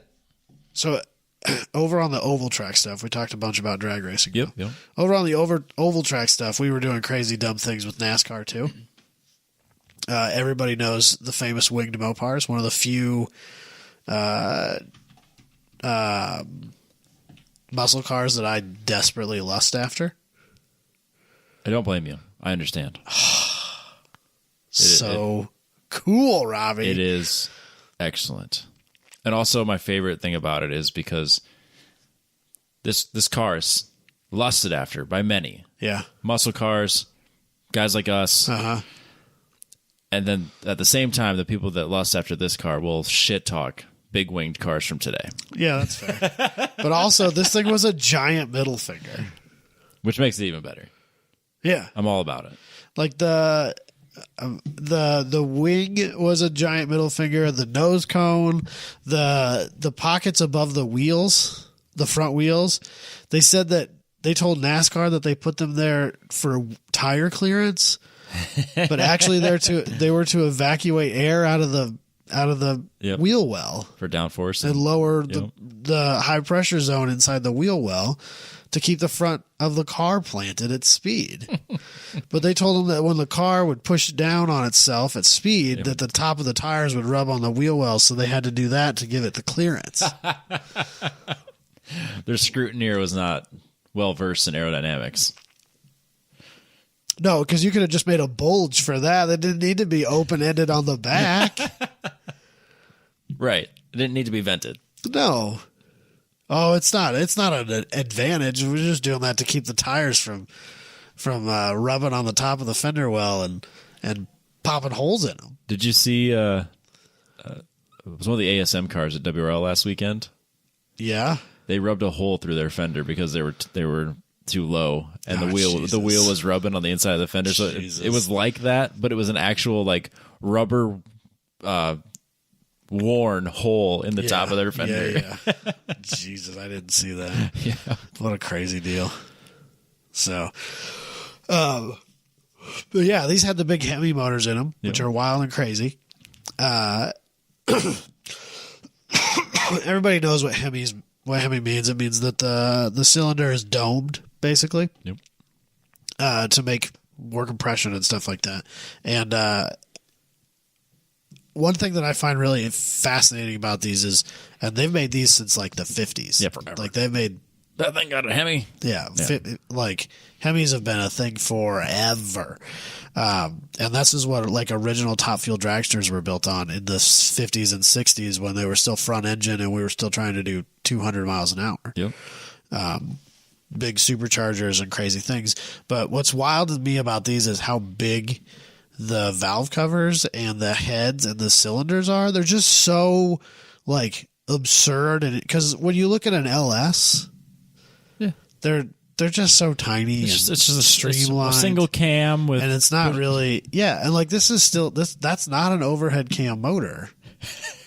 The Hemi, but it looks like it's a dual overhead cam. Looks like it. Jesus Christ! It looks like a Coyote. Like when it comes to that type of size. Yeah. Coyotes have similar sized head or valve covers to a Hemi. No, that's just how big it is. And that's a 7-liter motor in some of them. That's massive. Yeah, it's crazy.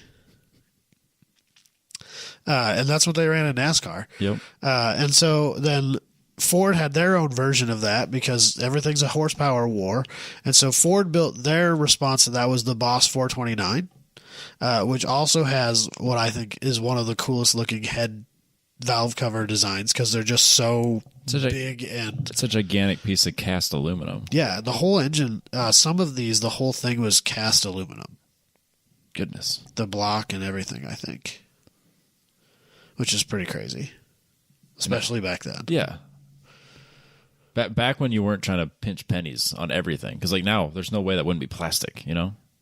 The valve cover? Yeah. Yeah. Well, that wasn't an option. Right. Then. They couldn't. But if you made that out of like regular steel, it'd be too heavy. Because, I mean, I assume that's lighter than a stamped steel piece in a similar size, or they wouldn't have done it.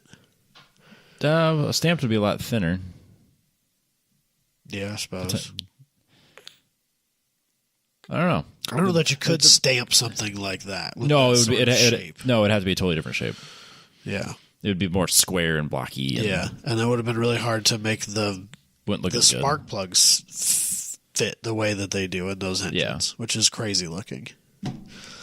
So I just love these huge, insane, gigantic proportions that these motors had.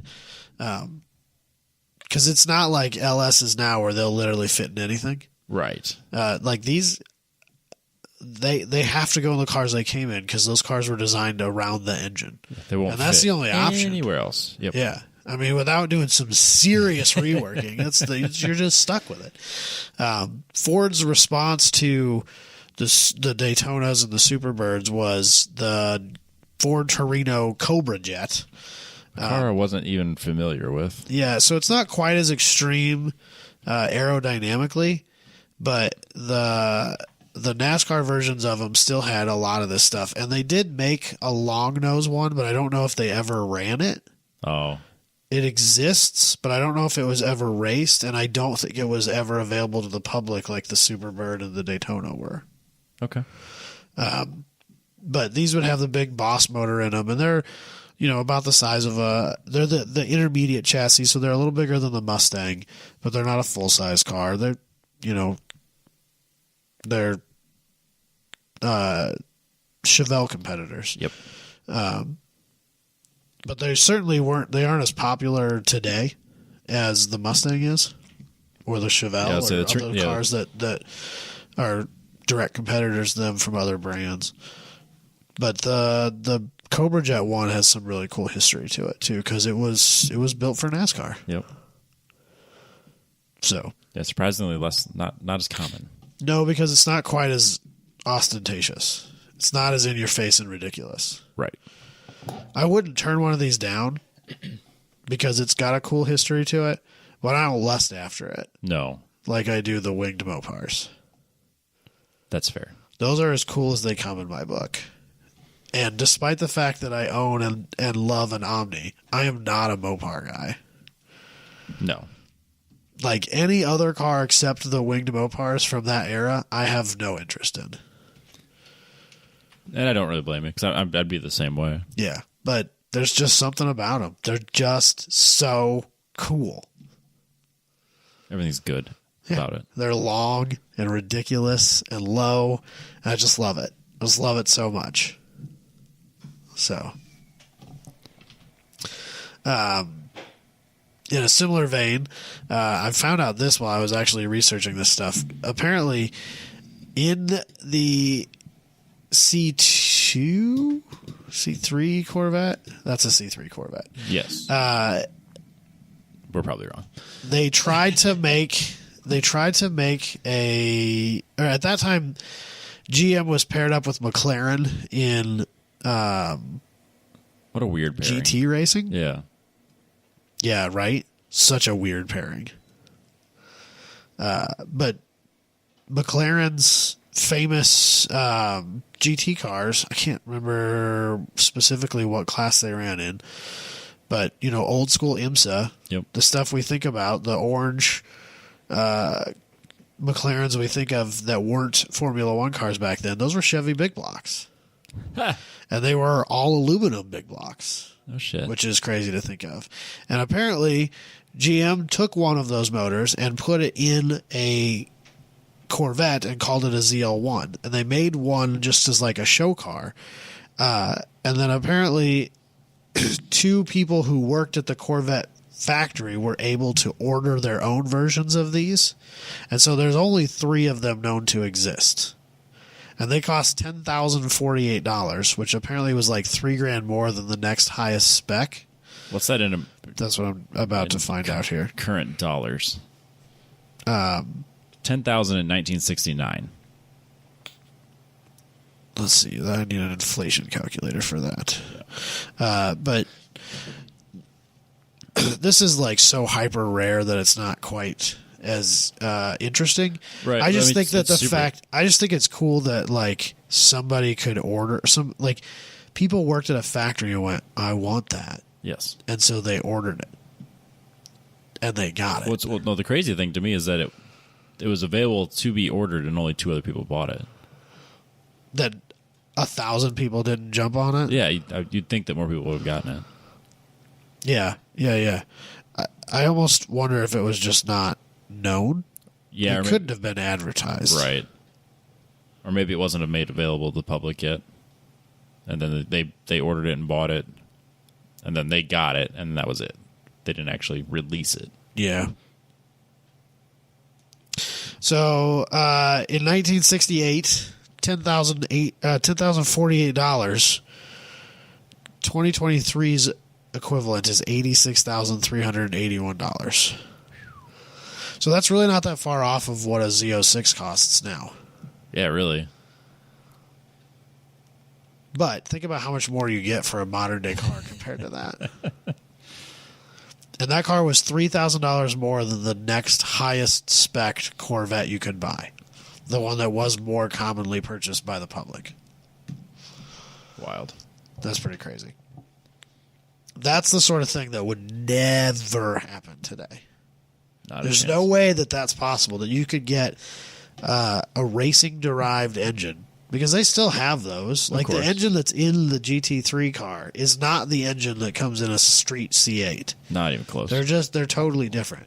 But there is no way that you could get that off the factory floor. Right. It could not happen. I couldn't go to Chevy and say, I want this. No, and you couldn't even do that as a factory employee like these guys did. Right. There's just no way that they would allow it. No.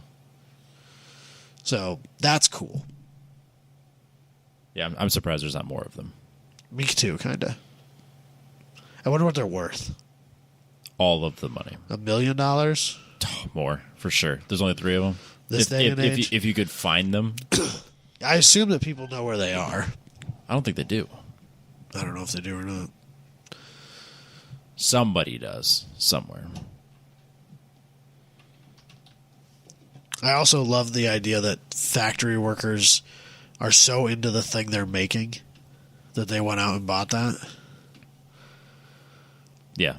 That shows the passion and dedication they had to what they were producing at the time. Which is, I don't think, super common. Well, if it's not your own business, yeah. If it exists anywhere today, it's probably in the Corvette factory. Yeah, I would say automotive, most likely. If you're specifically the Corvette factory. I'll give you that. Because people building F-150s do not feel that way about F-150s. No. But I'd say you don't see that in other industries. I would say no, for sure not. Not like automotive. Maybe not. Nowadays less so. But yeah. So this one I'm bringing up the Studebaker Avanti, one of what I consider to be genuinely the ugliest cars ever made. It is not pretty. No, it's not a good-looking car. It's very, I don't know. It's bad. So this is an early 60s Studebaker. This is one of those cars that we can agree is very ugly. Yeah. There are people that think this is the most beautiful thing in the world. I'm not going to lie to you, Robbie. If someone asked me if I wanted it, I would not turn it away. How much money? Like free? I'm not paying anybody for it. Oh, yeah, no. But if I had the cash and I knew I could get it back in 6 months, I'd probably buy it. No. Absolutely not. Because it's so stupid. The problem is the only situation in which I would buy it would be the same situation I bought the Focus. And that's not... There's no... That would never happen. No. So, the reason I knew of this car existing is because, like we had talked about earlier, my dad's buddy who owns a restoration shop had one of these go through there, and my dad got it running. And the top spec of this car actually was available as a supercharged car, which isn't all that crazy in of itself. Supercharged cars have been available for a very long time. Yeah, forever. But this, and this probably isn't the case, but to my knowledge, this is the only car that I have ever seen that was available from the factory with a centrifugal supercharger and not a root style or intake mounted supercharger. Right. So this is a supercharger that's like a Paxton or a ProCharger kit, where it's hanging off the side, kind of like where where an alternator would be, and then has a piping run over to the fuel delivery system.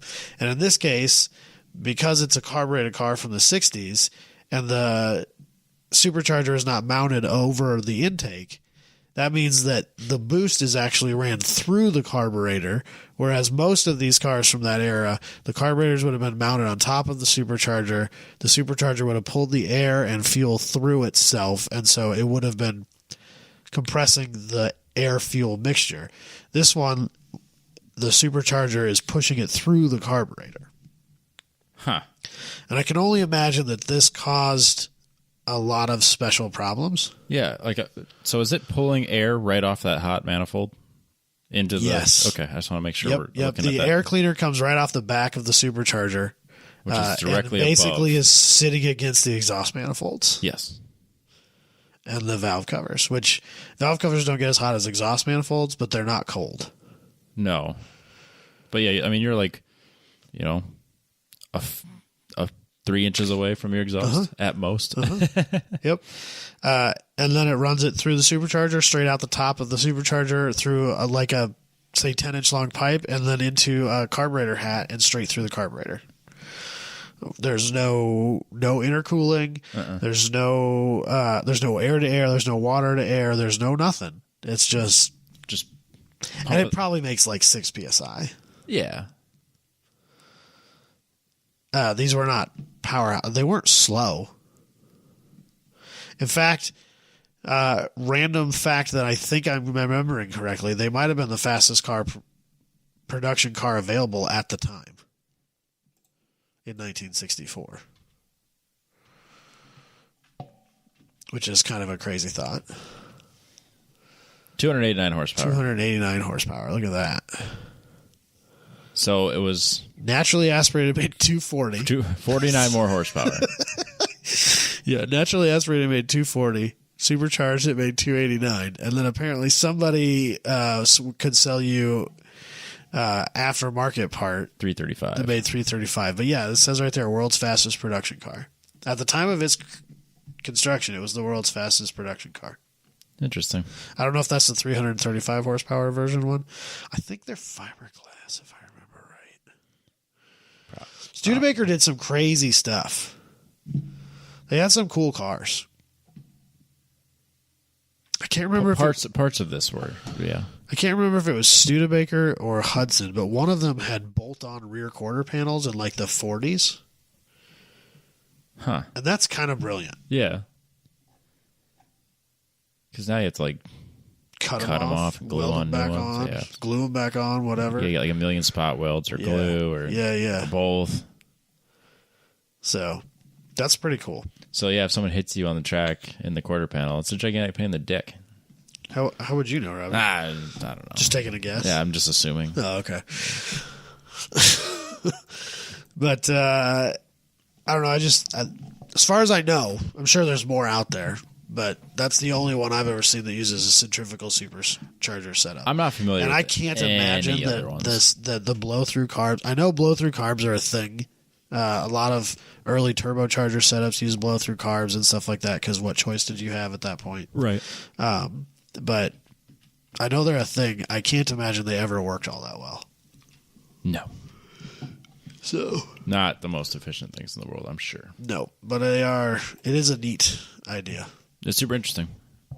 I think that was all I had on those, Robbie. And now time for the new... No, I'm just kidding. I mean, I got like 3 news things I could talk about. I don't want to talk about them. them. I literally didn't even read the articles. I just saw the postings and maybe some of the comments. So it'd be just like when we did the news before. That's mostly true, yeah. AC's making carbon Cobras. I did with see that. 800 horsepower. Oh, good. So we can all die. Yep. Well, apparently we can't Shelby's afford it. also trying to make Their own Cobras? their own carbon Cobras. And they're going to be a lot more expensive than the AC ones. Probably, yeah. And the manual's on the uptick. News. Bam. That's all we have to say on that. You know what we haven't done in a while? Thank our sponsors. Sure. I remind everybody to head over to factoryfabrication.com. Get all your fabrication needs. If you need to get caged or railed, hit up Booney at Factory Fabrication. Yeah, basically, if you want custom furniture, custom railings, I ate at Eatery A. Actually, I've eaten at Eatery A twice in the last week. Damn, Robbie. I brought Jess on a date, and then we went there for work because a customer's in town. Oh. So. That's not too far away from where you No, work, it's not far at all. Right down. But I was, we I walked mean, in. where Like, you work, it's not like you're going to take them to a place that's right there. there's a couple You're restaurants. going to take them to Wendy's, Taco John's. No, we'd have to go still at least a few blocks away. You know what I mean? Yeah. Like the Dairy Queen there. Oh yeah, that is still open. I think only in the summer though. I think it's already open for the summer though. Oh, is it? Yeah. Okay.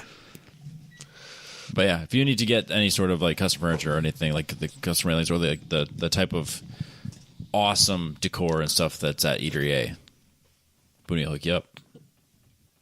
And then also, did you notice that we have this awesome Apex Pro sitting across from you? I have. I always play with it, Robbie. It's my fidget toy. Well, E-Man brought it back. Finally. The worst part was he didn't even use it. Oh yeah, put it upside down. There, So now it's the way E-Man used it. Yep. It has to be upside down. I think he's put that in the car upside down 3 times. Twice in the 350Z and once in his truck. Does it matter? Yes, it matters. Does it? Yes. Okay. That's because he wasn't getting any data, and then he went the whole weekend. He goes, "Yeah, my data is not working." And I take one look at it. It's upside down, bro. All right. Well, make sure you don't mount them upside down then. Yeah, they have to be right. Lesson learned. Yep, they have to be right side up. The magnetic base needs to be the base. It's all about the bass, Robbie. Yeah, all about that bass. No treble. No. All right, we'll turn that on. Wait, that's the Gen 1. Put the Gen 2 up here. But yeah, if you want a Gen 2, you get the code 1010 at the checkout. You get the Gen 2 and a window mount. Oh, yes, window mount's free if you get the Gen 2 with our code. There you go, with our code. Otherwise, you can get the app for free, Apex Pro. Boom. The Android app is on its way. It's not out yet? Nope, it's on its way. Okay. I wasn't sure. Somebody had asked me about it earlier this week. I don't know. They know Friend of the show, Corey. February, they were going to do, I think, a beta release. I thought so, yeah. So I think that it's close if it's not out yet. And then... it sounded like when I was listening to him on Slip Angle, yep, that they were going to have a new app come out for the iPhone and the Android at the same time. There was going to be a new app rollout together. Perfect. Yeah, probably right soon. Yeah, I would say right before racing season really ramps up. Hope so. Would be my guess. Yeah, Apex Pro or ApexTrackCoach.com. And even though E-Man is he's E-Man. He's E-Man. Yeah. We'll still thank Petrobox. MyPetrobox.com. John is a great person. John is the nicest. And I'm wearing my nice new Petrobox shirt. I am not this time. And I didn't have to have him send me a second one because I didn't ruin this one. Good. So you mean E-Man didn't ruin it for you by putting gum inside Actually, of it? the annoying thing was last week I took it out of the box. Yeah. Because it came in right before we were going to record. Uh-huh. And I dropped it on the floor right after I had swept up a bunch of dog hair. So it fell in where the dog hair was before I really. No. So I lifted it up. I was like, well, this goes straight to the laundry. Oh, everything I get goes straight to the laundry anyway. But I still have the superstition that I'm not convinced is even real, but we've talked about a million years ago on the show that I have to wash anything I get before I wear it because I'm worried about color ink transfer. But it's a dark shirt. Adam. Do you remember the story? What did you do? So when I was in high school, I got flannel sheets. Okay. Flannel, the fitted sheet, the other sheet, the pillowcase, everything. Dark blue flannel sheet set. And I didn't run them through the washer. I just threw them on the bed and went to sleep. And the next morning I woke up head to toe. Blue. And it washed off shockingly easy. Well, that's good. I was able to go to school and not be a Smurf. Thank God. Because it would have ruined my high school career. Yep. Pretty sure I was a sophomore at the time. Oh, yeah. Which is a delicate age. No coming back. You're not a freshman anymore. You're starting to move up in the world, but it's a really slippery slope if you turn it around. It's hard to work your way up. It's easy to fall down. It's so easy to fall down. You can be below freshman so fast. Yeah, showing up to school blue. Great way to fall to the bottom. It's not a good start, man. It's not a good start. Yep. And so now, just as a principle, if it touches my skin, it goes through the wash machine before I use it. Okay. I do that with blue jeans, same reason. Uh-huh. And then red shirts. Anything else I'm less worried about. Oh, and hoodies and sweaters. Those get washed because of how the fuzzies will get rid of the fuzzies. Ruin the shirt I'm wearing below it because it'll just be covered. Yeah. But then everything's covered in fucking dog hair, so what difference does it make? Cat hair, dog hair. Yep. Kid boogies. I don't have that. Dog boogies, I guess. They've been pretty good about not bringing dead rabbits in the house, so that's appreciated. That's been nice. I mean, they'll come to the porch happy as shit because they're so proud of this dead rabbit they found. Yeah. They found they didn't kill it? I don't think so. There's only one time that it was like a fresh kill, and I'm still not convinced that they had anything to do with it. My dog got a hold of a ground squirrel and killed it right in front of Logan. And I don't think he understood the ramifications of it. Because at first he said it was sleeping, and we just left it at that. Yeah, you don't clarify that one. Nope. Especially if there's not like a puddle of blood. It was a few years ago. Yep. But we didn't need him thinking that his dog was a vicious killer. Hey, if your dog likes killing ground squirrels, we got one down by the fire pit that just keep burrowing and making. Oh, she would be in hog heaven, dude. Kill that thing. I need to find a way to get rid of that thing. She would be in heaven, for sure. Because clearly the snakes and the foxes are not doing a very good job here. I'll bring her by sometime. Heck yeah. Anyway. Yep. So if you want a Petrobox T-shirt or anything really that's in previous boxes, hit up the shop. Use the code TTB15 where you can shop and get whatever you want. It's available right now. Or if you want to get a gift to yourself or someone else, use code TTB15 off that first box, 15% off that first box, and then get awesome stuff that shows up in your mail once a week. Oh, I have a question. I have an answer for the world. I know a lot of our listeners are Petrobox subscribers because they love great things. I want to know what you guys are doing with your pins. Ooh. Because I have a whole collection of these things, and I want to display them somewhere, but I'm not ready to be floppy sun hat guy. Yep, that's fair. Yeah, because mine are just sitting on top of my bookcase. Yeah. I have them all lined up. Yeah, I want to do something with them. Yep. So post in the group what you do with your pins. Yeah, see if someone's got something creative. Yeah. Because those aren't available in the store. Those only are in the boxes. No, they are in the store. The pins? All the way at the top. You're right, Look they at that. are. Mystery pin. Oh, yeah. You don't get to pick what it is. No, it just shows mystery up. One. Yeah. But I want to know what you guys are doing with them. Because I'm curious. I am too, because, I don't... I want to do something with them. I put one on my son's book bag, and he decided he didn't like it, and he took it back off. Oh. Mine are like a collectible. Like, they're still in their packages. I'm just, like, displaying them. Yeah. Because I thought about doing something on the wall, because I have a bunch of, like, posters and stuff, but... I don't know. Let's see it. Because all the stickers are on, like, my lift. Mine are on my son's dresser. Oh, nice. That's cool. Yeah, most of the stickers end up on it, like, because my lift's, it's just a beat-up old lift, so I just have to cover it with stickers. Right. Until it rusts its way out, and then I get a new one. Well, new to you. No, I'll probably buy an actual new one. Never have to worry about it again. Are you? Yeah. Two post is life, then. The problem is I want both. I want a 4-post and a 2-post, but I don't really have the garage or the shop to really do that. Well, when that one rusts out, that'll be a reason to build a bigger shop, Robbie. I like where your head's up. Maybe by then... You probably have some equity in this house. It's time to refinance and get rid of it. Not just sell it, yeah. By the time the city is encroaching here, will be the perfect time to sell. We don't seem like we're moving south too quickly. That new Hy-Vee distribution center that's going up right now. Is that what that is? This place is going to explode. Is that what that is?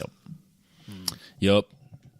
It's a big building, that's for sure. I figured it was just another Amazon warehouse. I think it's two big buildings. What we do. Yeah.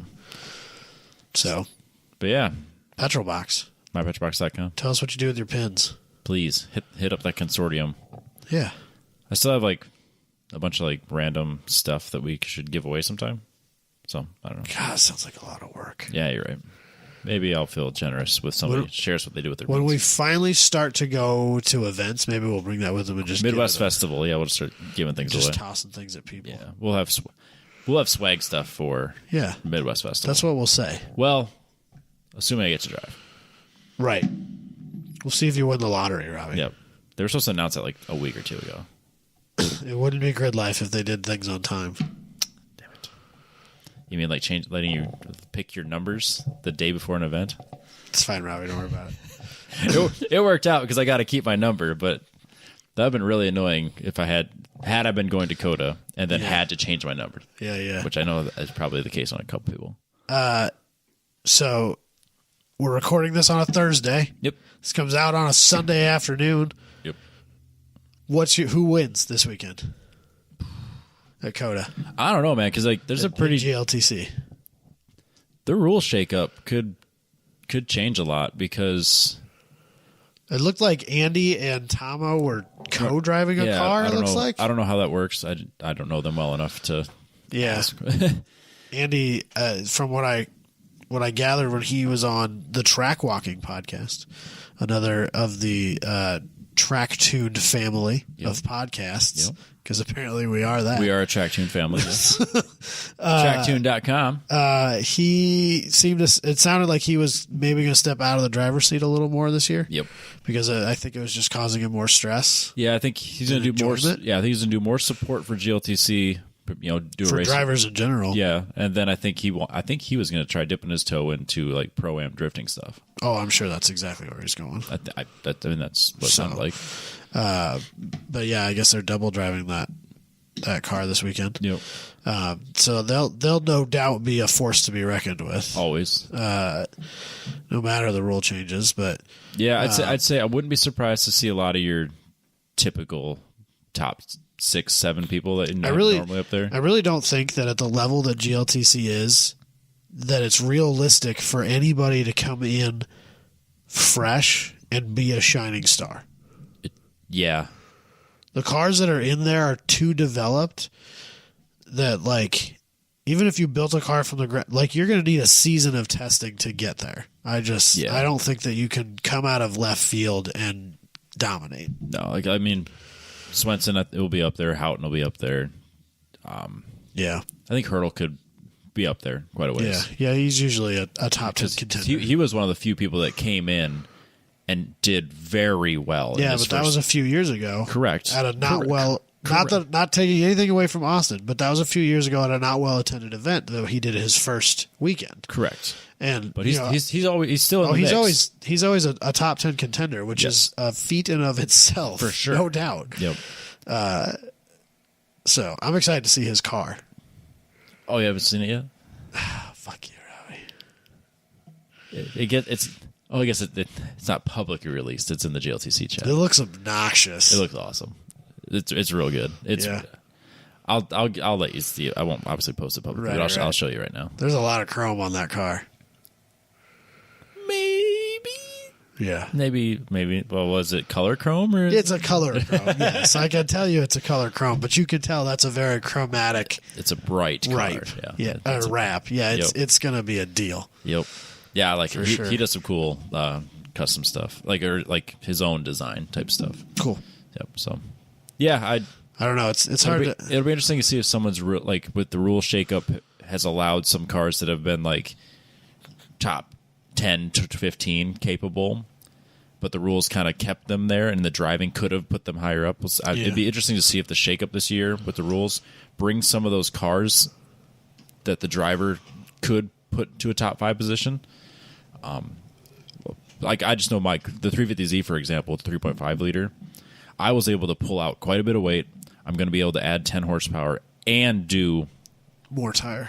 No, not more tire. I was able to get splitter and wing. Oh, so I actually went. I think what was that last year? Plus 6%, 5%. Now I'm only 4. Oh damn! So I mean, it like a 3.5 liter or less was able to pull quite a bit of weight out, or add more power, or in my case both, and add a splitter. So I mean, like a 350Z could be, I won't say a dark horse or anything, but like I think it'd be more competitive than it was a year ago. Yeah, there's still, with the exception of you and Austin, there's not any regular, well-developed. Well, his isn't a 3.5. I know, but even Z's. It's just Z. Like Michael Stilos. I know that there's some guys that show up to like 1 or 2 events a year, but I don't think they go to a ton of. I suppose you only go to 1 or 2 events a year, realistically, most of the time too. Not anymore. Hey-o. We'll talk about that later. Yeah. But yeah, I'll be at this year. I'll be at 3 or 4. It looks like 4. It looks like mostly just because of travel. I mean, by get me started. Being I don't think it's feasible for me to go to New York or New York. I don't Connecticut, South Carolina. It's just or even Texas. It's not really in the cards. So maybe next year I can plan a little bit further ahead. Because, we had some shake-up stuff that changed my plans quite a bit. So, being able to go to Road America is great. I'm so excited for that weekend. It's going to be so much fun. Festival weekend will be fun, like always. anticipating to drive there. Are you planning on doing Super Grid at Topeka? I am now, yes. Are you going to do a full Super Grid? Yes. That'll be cool. I'm planning on doing that. That'll be cool. So I looked into it, looked closer at the rules, because I kind of had like a list of like a wish list, just going through like, okay, if I do endurance with this car, what I would want, just to at least start dipping my toe into it. Right. And knowing what I've learned from WRL and with Factor Fab, it's like, well, I'll need the radios, I'll need this, I got a list of things I'll need. And I was like, well, then from a safety standpoint, I was like, if we're going to do it like WRL, I need a dry brake. And I spec'd it all out. I knew exactly what I wanted. I was like, well, it's going to cost you $2,000. It's going to cost me a fortune. And yeah. And then I'm like reading through the and rule then book. Jabay's like, nah, bro, I'm not even going to make them legal. Reading through the rule book, and it's just 1-inch tube, regular gas cans. VP gas can with the little 1-inch tube is required. I'm like, fuck yes. Attaboy, love Jabay. it. Fucking love it. And then you can't do driver changes while fueling without having a second fire bottle person. So I mean, it's just, I dig it. I'm into it. I like it. Keeping things cheap. Definitely not cheap. But yeah, so my plan is to do festival. Actually, my current plan with the 350Z is I'm going to do Topeka for Mid-Iv TT. That'll be my real proper shakedown weekend with all the new changes. Midwest Festival. I'm trying to think what the order of operations here is. Brainerd, Mid-Iv TT. Mid-Iv TT. Road America for the Xfinity race. Isn't that fucking amazing? It's so crazy, dude. It's going to be the best. I can't wait. And then this is where it gets really crazy, because I'll go that next weekend is Mid-Ohio. It is, isn't it? I'm going to end up missing Mid-Ohio this year. Again, it makes me really sad. So I would like to make that. I might have to pull an Austin Hurdle and buy it at the gate. Or buy it the week of. You know what I mean? Because I don't know. There's always tickets available week of. Yep. Which is probably the reason I'd be scared to buy them now, worried about what would happen the weekend before. Because I hate doing back-to-backs, because if something goes wrong, there's not enough time to fix it and then drive to Ohio. It just never is. Yeah. And then Topeka. I suppose Road America, we don't need a ton of time off, do we? No, because that's an easy. You do though, but because it's a Thursday, Friday, Saturday event. Fuck. Yep. So we're gonna have to drive down there Wednesday night. Yep. Probably take off at noon to get there at a decent time on Wednesday. Yeah. Obviously, we don't know what the schedule is, but yeah. Damn it. Okay. So that's my 350Z plans for the year. We'll see how it goes. I'm so excited to drive that car. Good. So excited. Good. And if I could ever get my vinyl printed, I'd be so excited to show you. I called him today, and he's like, "You're gonna want to talk." Oh yeah, what's his name? I don't want to say his name, but he's like, "You're gonna want to talk. Call him tomorrow. You want to talk to him?" I'm like, why does that sound so bad? Why does it sound like a bad thing? I just need vinyl printed. That does sound like a bad thing. That's what I thought. And I was like, you know what? I'll call tomorrow, I guess. Because it was supposed to be printed like yesterday. So, but I've said that like for 3 weeks. Right. But the GLTC vinyl is final. My number is locked. I can get my stuff done. All right. About damn time, Robbie. And on that note, we'll catch everybody next week.